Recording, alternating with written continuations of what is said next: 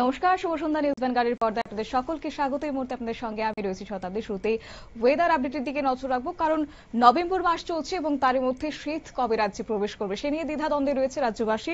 যদিও আবহাওয়া দপ্তরের পূর্বাভাস যে নভেম্বরের দ্বিতীয় সপ্তাহেতেই শৈত্য প্রবাহের পূর্বাভাস। আগামী 3 দিন শৈত্য প্রবাহ বইবে বলে সতর্ক বার্তা, এবং আগামী 3 দিন 2 থেকে 3 ডিগ্রি নামতে পারে তাপমাত্রা।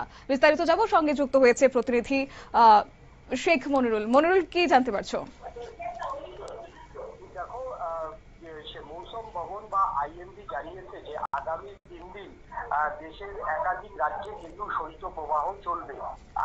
আগামী 3 দিন সেই শৈত্য প্রবাহ চলবে হচ্ছে মধ্যপ্রদেশ, ছত্তিশগড় এবং ঝাড়খণ্ডের বেশ কয়েকটি জেলাতে, এবং পূর্ব রাজস্থানেও আজ শৈত্য প্রবাহ রাতের থেকেই শুরু হবে বলে জানিয়েছে দিল্লির মৌসুম ভবন।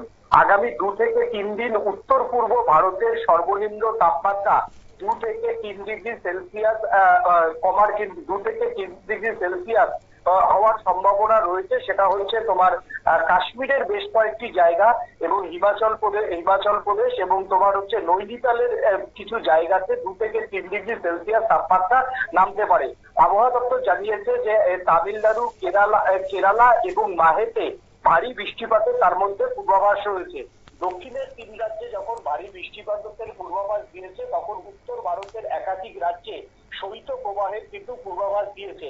এছাড়াও পশ্চিমবঙ্গে আগামী 48 ঘন্টায় 3 থেকে 4 ডিগ্রি সেলসিয়াস তাপমাত্রা নামতে পারে।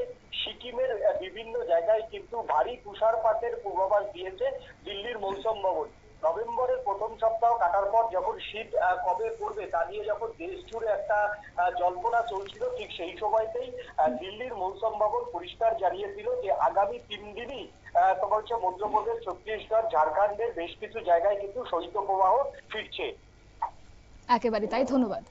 অর্থাৎ ইতিমধ্যে মৌসুম ভবন জানিয়ে দিয়েছে যে দক্ষিণের 3 রাজ্যে একদিকে বৃষ্টির সতর্কবার্তা, অন্যদিকে উত্তর পূর্বের বিভিন্ন রাজ্যে কিন্তু কার্যত উত্তর পূর্ব ভারতে শৈত্য প্রবাহের ইঙ্গিত দিয়েছে আবহাওয়া দপ্তর। নিয়ে